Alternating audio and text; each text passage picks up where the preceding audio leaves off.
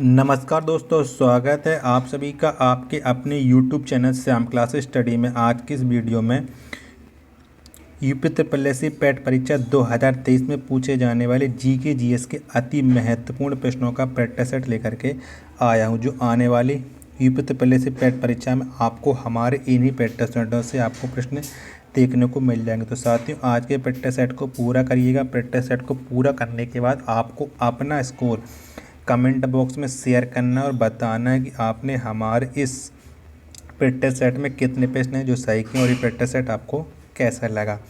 Practice set पसंद आए तो वीडियो को आप लाइक कर देना। चैनल को आपने अभी तक सब्सक्राइब नहीं किया हो तो चैनल को आप ज़रूर सब्सक्राइब कर लीजिएगा।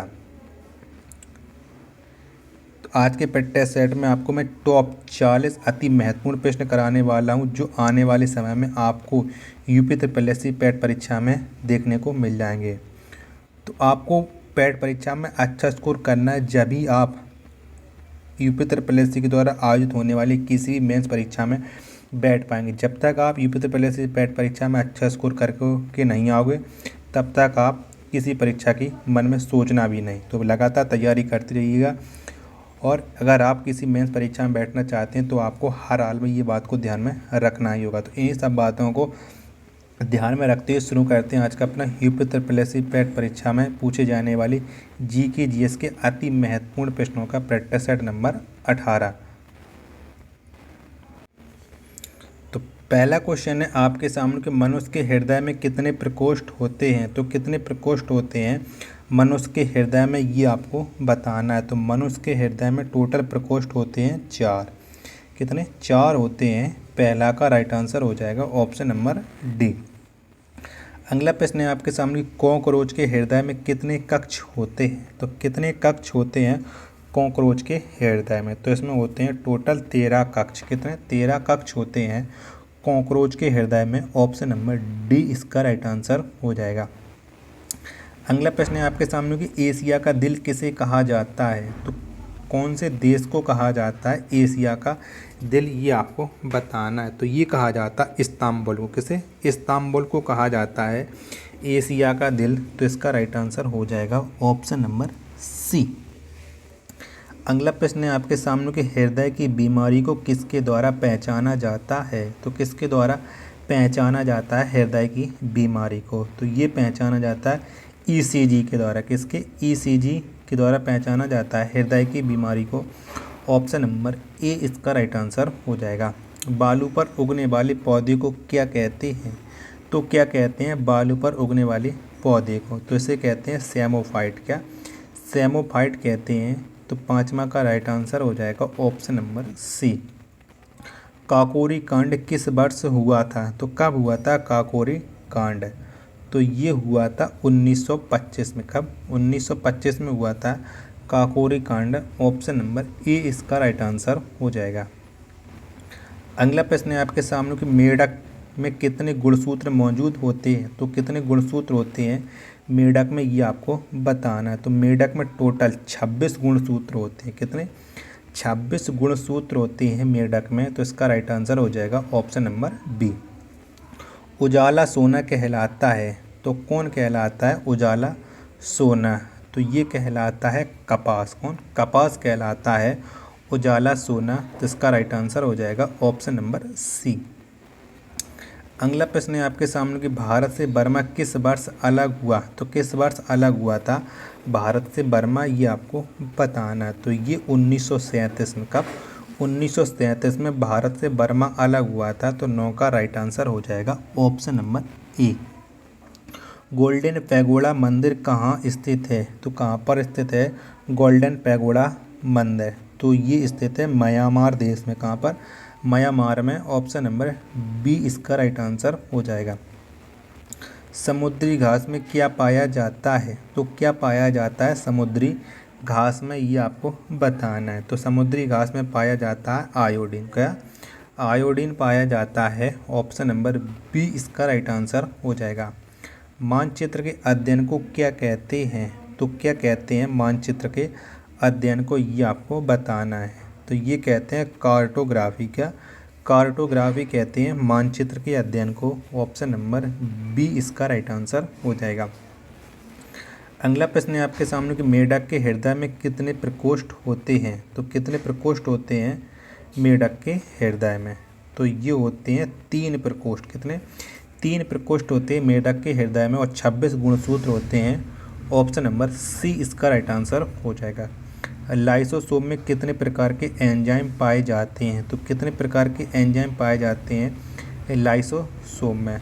तो इसमें पाए जाते हैं टोटल 24 प्रकार के एंजाइम। तो इसका राइट आंसर हो जाएगा ऑप्शन नंबर बी। अगला प्रश्न है आपके सामने कि न्यूटन के किस गति नियम से बल का व्यंजक प्राप्त होता है। तो कौन से नियम से प्राप्त होता है बल का व्यंजक। तो ये प्राप्त होता है द्वितीय नियम से। किससे? द्वितीय नियम से। तो इसका राइट आंसर हो जाएगा ऑप्शन नंबर बी। वीडियो पसंद आ रही हो तो वीडियो को आप लाइक कर देना। चैनल को आपने अभी तक सब्सक्राइब नहीं किया हो तो चैनल को आप जरूर सब्सक्राइब कर लीजिएगा।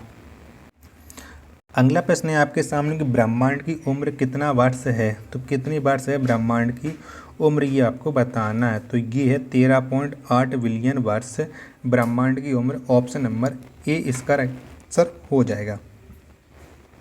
प्लूटो ग्रह की खोज किस वर्ष हुई थी। तो कब हुई थी प्लूटो ग्रह की खोज, ये आपको बताना है। तो इस ग्रह की खोज हुई थी 1930 में। कब? 1930 में हुई थी प्लूटो ग्रह की खोज। ऑप्शन नंबर बी इसका राइट आंसर हो जाएगा। अगला प्रश्न है आपके सामने कि अंकुरित अनाज में कौन सी विटामिन पाया जाता है। तो कौन सा विटामिन है जो अंकुरित अनाजों में पाया जाता है। तो ये विटामिन सी। कौन? विटामिन सी अंकुरित अनाजों में पाया जाता है। ऑप्शन नंबर सी इसका राइट आंसर हो जाएगा। मोनोकल्चर का संबंध निम्नलिखित में से किससे है। तो किससे है मोनोकल्चर का संबंध। तो ये अन्न उत्पादन से। किससे? अन्न उत्पादन से है मोनोकल्चर का संबंध। तो ऑप्शन नंबर ए इसका राइट आंसर हो जाएगा। पशुपतिनाथ मंदिर कहाँ स्थित है। तो कहाँ पर स्थित है पशुपतिनाथ मंदिर, ये आपको बताना है। तो ये स्थित है काठमांडू में। कहाँ पर? काठमांडू में है पशुपतिनाथ मंदिर। तो इसका राइट आंसर हो जाएगा ऑप्शन नंबर सी। अगला प्रश्न है आपके सामने कि मनुस्मृति किस भाषा में लिखित है। तो कौन सी भाषा में लिखित है मनुस्मृति, ये आपको बताना है। तो ये है संस्कृत भाषा में। किसमें? संस्कृत भाषा में है मनुस्मृति लिखित। ऑप्शन नंबर बी इसका राइट आंसर हो जाएगा। सिटी स्कैन में सिटी का विस्तार क्या है। तो आपको सिटी का फुल फॉर्म बताना है। तो इसका फुल फॉर्म है कंप्यूटराइज्ड टोमोग्राफी। क्या? Computerised tomography. तो इसका राइट आंसर हो जाएगा ऑप्शन नंबर बी इसका राइट आंसर हो जाएगा। ब्लैक गोल्ड किसे कहा जाता है। तो किसको कहा जाता है ब्लैक गोल्ड। तो ये कहा जाता है पेट्रोलियम को। किसे? पेट्रोलियम को ब्लैक गोल्ड कहा जाता है। ऑप्शन नंबर सी इसका राइट आंसर हो जाएगा। अगला प्रश्न है आपके सामने कि मक्खी का लार्वा क्या कहलाता है। तो क्या कहलाता है मक्खी का लार्वा, ये आपको बताना। तो ये कहलाता है मैगोट। क्या? मैगोट कहलाता है मक्खी का लार्वा। ऑप्शन नंबर बी इसका राइट आंसर हो जाएगा। अगला प्रश्न है आपके सामने कि सबसे छोटा स्तनी कौन है। तो कौन सा है सबसे छोटा स्तनधारी प्राणी। तो ये है छछूंदर। कौन? छछूंदर है। ऑप्शन नंबर सी इसका राइट आंसर हो जाएगा। गीता का अंग्रेजी अनुवाद 1785 में किसके द्वारा किया गया था। तो किसके द्वारा किया गया था गीता का अंग्रेजी अनुवाद 1785 में। तो ये किया था चार्ल्स विल्किंस ने। किसने? चार्ल्स विल्किंस ने किया था। ऑप्शन नंबर बी इसका राइट आंसर हो जाएगा। स्नूकर में उपयोग होने वाली गेंदों की संख्या कितनी होती है। तो कितनी होती है स्नूकर में गेंदों की संख्या। तो स्नूकर खेल में गेंदों की संख्या होती है 22। कितनी? 22 होती है। ऑप्शन नंबर सी इसका राइट आंसर हो जाएगा। अगला प्रश्न है आपके सामने किस मुगल बादशाह ने अपनी आत्मकथा खुद लिखी थी। तो किसने लिखी थी ये आपको बताना है। तो बाबर और जहांगीर, ये 2 मुगल बादशाह हैं, इन्होंने अपनी आत्मकथा खुद लिखी थी। तो इसका राइट आंसर हो जाएगा ऑप्शन नंबर सी उपर्युक्त दोनों ने। अगला प्रश्न है आपके सामने कि इंदिरा गांधी ट्यूलिप गार्डन कहाँ स्थित है। तो कहाँ पर स्थित है इंदिरा गांधी ट्यूलिप गार्डन, ये आपको बताना है। तो ये स्थित है कहाँ पर है कौन से शहर में है इंदिरा गांधी ट्यूलिप गार्डन। तो ये है श्रीनगर में। कहाँ पर है? श्रीनगर में है इंदिरा गांधी ट्यूलिप गार्डन। तो इसका राइट आंसर हो जाएगा ऑप्शन नंबर बी। अगला प्रश्न है आपके सामने कि भारत का सबसे बड़ा टाइगर रिजर्व कहाँ है? तो कौन सा है भारत का सबसे बड़ा टाइगर रिजर्व, ये आपको बताना है। तो ये केवलादेव, कौन सा, सॉरी केवलादेव में, ये नागार्जुन सागर श्रीशैलम, ये भारत का सबसे बड़ा टाइगर रिजर्व है। तो 30 का राइट आंसर हो जाएगा ऑप्शन नंबर सी।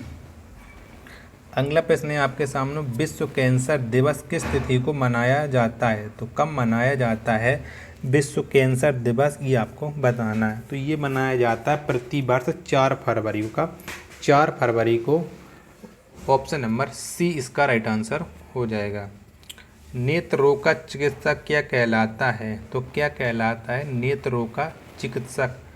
तो ये कहलाता है अंकुलिस्ट। क्या? अंकुलिस्ट कहलाता है नेत्र रोग का चिकित्सक। तो इसका राइट आंसर हो जाएगा ऑप्शन नंबर बी।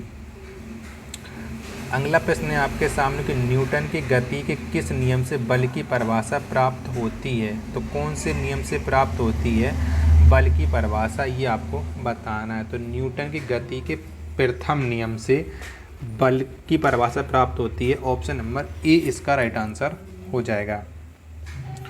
अगला प्रश्न है आपके सामने कि शब्द को संकलन तथा लिखने की कला का अध्ययन क्या कहलाता है? तो क्या कहलाता है शब्द को संकलन तथा लिखने की कला का अध्ययन? तो ये कहलाता है लेक्सिकोग्राफी। क्या? लेक्सिकोग्राफी। ऑप्शन नंबर ए इसका राइट आंसर हो जाएगा। अगला प्रश्न है आपके सामने कि जायद फसल का उदाहरण है। तो इनमें से कौन सा है जायद फसल का उदाहरण, ये आपको बताना है। तो इनमें से जो खरबूज, तरबूज और ककड़ी, ये तीनों हैं जायद फसल का उदाहरण, यानी उपयुक्त तो तीनों। ऑप्शन नंबर डी इसका राइट आंसर हो जाएगा। अगला प्रश्न है आपके सामने कि मछली के हृदय में कितना प्रकोष्ठ होता है? तो कितना प्रकोष्ठ होता है मछली के हृदय में? तो मछली के हृदय में होते हैं टोटल 2 प्रकोष्ठ। कितने? 2 होते हैं। ऑप्शन नंबर बी इसका राइट आंसर हो जाएगा। अगला प्रश्न है आपके सामने कि मस्तिष्क की बीमारी को किसके द्वारा पहचाना जाता है? तो किसके द्वारा पहचान करते हैं मस्तिष्क की बीमारी को? तो ये करते हैं ईईजी के द्वारा। किसके? ईईजी के द्वारा मस्तिष्क की बीमारी की पहचान। ऑप्शन नंबर सी इसका राइट आंसर हो जाएगा। अगला प्रश्न है आपके सामने, 1 ग्राम वसा में कितना कैलोरी ऊर्जा उत्पन्न होती है? तो कितने किलो कैलोरी ऊर्जा उत्पन्न होती है 1 ग्राम वसा में, ये आपको बताना है। तो ये होती है 9.3 किलो कैलोरी ऊर्जा उत्पन्न। ऑप्शन नंबर सी इसका राइट आंसर हो जाएगा। अगला प्रश्न है आपके सामने कि अंतरिक्ष में जाने वाली पहली चीनी महिला कौन है? तो कौन सी वो महिला है जो अंतरिक्ष में पहली बार गई थी और वो चीन देश की निवासी थी? तो वो महिला है लियू यंग। कौन? Liu Yang. Option number B इसका राइट आंसर हो जाएगा। अगला प्रश्न है आपके सामने और अंतिम प्रश्न है आज के प्रैक्टिस सेट का कि जब कोई व्यक्ति सो रहा होता है तब उसका रक्तचाप तो कैसा हो जाता है उसका रक्तचाप, ये आपको बताना है। जब कोई व्यक्ति सो रहा है तो उस समय उसका रक्तचाप है वो घट जाता है। ऑप्शन नंबर ए इसका राइट आंसर हो जाएगा। तो अब आप बताइए आपने हमारे इस प्रैक्टिस सेट में कितने प्रश्न हैं जो सही किए और ये आपको प्रैक्टिस सेट कैसा लगा। प्रैक्टिस सेट पसंद आया हो तो वीडियो को आप लाइक कर देना। चैनल को अभी तक आपने सब्सक्राइब नहीं किया हो तो चैनल को आप ज़रूर सब्सक्राइब कर लीजिएगा। मिलते हैं अपन नेक्स्ट वीडियो तथा नेक्स्ट प्रैक्टिस सेट में। तब तक के लिए धन्यवाद। जय हिंद मेरे प्यारे साथियों।